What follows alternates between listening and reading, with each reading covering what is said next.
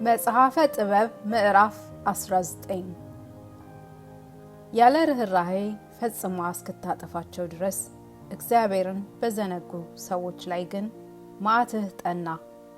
የሚደረግ ስራቸውን አስቀድመው አውቀዋልና በእነዚያ ላይ ግን መዓትህ ጠናች። እነዚያ ከመሄድ መልሰዋቸዋልና ዳግመኛም በችኮላ ሰደዋቸዋልና በተጸጸቱ ጊዜ በሩጫ ጠበጠቡ። በፊታቸው ኤርትራ አለና ብለውም ተከተሏቸው። ገና በልቅሶ ሳሉ በአስክሬኖቻቸው መቃብር ላይ ሲያለቅሱ ሲጮሁ ልዩ የሆነ የስንፍና ሐሳብ ስቧቸዋልና ለሄዱ ዘንድ ከእነርሱ ዘንድ ማልደው አስወጥተው የሰደዷቸውን እንደ ኮበሉሉ ሰዎች ይከተሏቸው ዘንድ በመሮጥ ጠበጠቡ። የተጋቧት የመከራ መጨረሻ ወደሚሆን ወደዚህ ስራ ሳበቻቸው። ስጥመት ዝንጋኤ አሳታቸው። ከስሩ መቅሰፍቶች የጎደለውን ይፈጽሙ ይሞሉ ዘንድ ያገኛቸውን መከራ አላሰቡም። ወገኖችህ ድንቅ መንገድን ሄዱ፣ እነዚህ ግን ክፉ ሞትን አገኙ።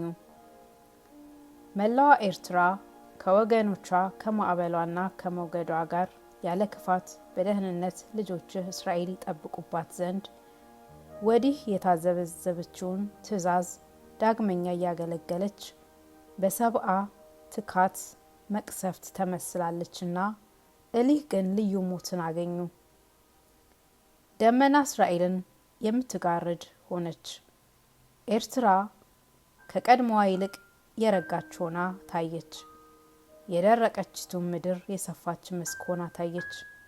በኤርትራ መካከል ያለ መሰናክል የሌለው መንገድ ታየ። በከበረች ታላቅ በሆነች በስልጣንህ ተሰውረው ወገኖች ሁሉ በሄዱባት ጽኑ በሆነ ማዕበል መካከል የለመለመ መስክ ታየ።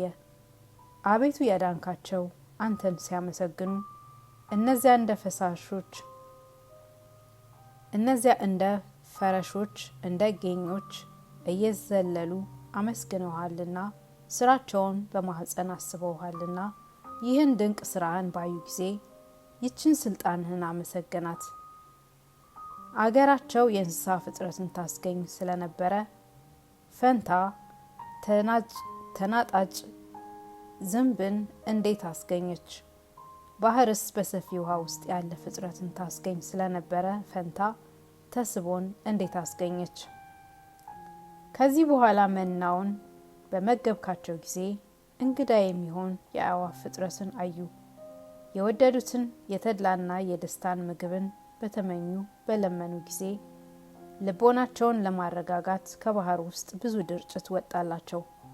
ከመብረቆች ያራቀች አስቀድሞ በተደረገ በ9 መቅሰፍት ሰራዊት የምትመስል መቅሰፍት በግብፃውያን ላይ መጣች።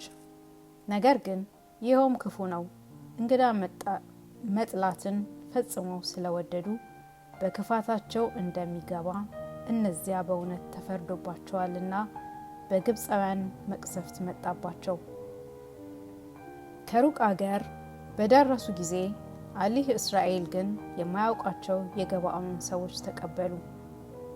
በጎ ነገር ሊያደርጉላቸው ሲጠቅማቸው ከነሱ ዘንድ እንግዳ የሆኑ እስራኤልን እኒህ ግብፃውያን ግን በጭንቅ ገዟቸው። በስራቸው መጎብኛ መመርመሪያ የሆናቸው ዘንድ ነው እንጂ የተፈረደባቸው በዚህ ብቻ አይደለም። ከነሱ ዘንድ እንግዳ የሆኑ እስራኤልን ግብፃውያን በጭንቅ ተቀብለዋቸዋልና እሊህ እስራኤል ግን ደግነት ካላቸው ከእስራኤል ጋር አንድ የሆኑ የገባዖንን ሰዎች በክብር ተቀበሉ። በብዙ ጭንቅ መከራን ባጸኑባቸው ጊዜ ከደጋጎች ደጃፍ ዘንድ እንደተሰበሰቡ እነዚያ ሰዎች ብርሃን በማጣት ጠፉ። በጥልቅ ጨለማ ድንገት ተግዘዋልና ከነዚያም አንዱም ሁሉ የቤቱን የደጃፉን መግቢያ መንገድ ይፈልግ ነበር። ፀሐይ ጨረቃ ከባህሪያቸው ተለዋውጦባቸው ነበርና የዜማውን ነገር በማወቅ የበገና ስም እንዲለወጥ የቀና ሆኖ እንዲህ ጸንቶ እንዲኖር በማየት ፈጽሞ የሚሰፈር ስራ በየወገናቸው የተፈጠሩ ፀሐይ ጨረቃ ተለዋውጦባቸዋልና አንዱም ይፈልግ ነበር። በደረቅ ያሉ ፍጥረቶች ወደ ውሃ ተመልሰዋልና ግብፃውያን በውሃ የሚኖሩ የሚዋኙ የተሰቦች አነዋወር ወደ ምድር ተመልሷልና አንዱም የደጃፉን መግቢያ መንገድ ይፈልግ ነበር። እሳቱም በውሃው ውስጥ ፈጽሞ በረታ፣ ውሃውም የባህሪውን ፍጥረት ሰወረ። ፈጥኖ የሚጠፋ የእሳቱ ሙቀት ስራው ባይደለ በውኖች መካከል ወዲያ ወዲህ እያለ እየተመላለሰ የከብቶችን ስጋ አላቃጠለም። የማይጠፉ የፍጥረት ወገን እሳትን ፈጥኖ የሚጠፋ ውርጭንም አላቀለጠውም።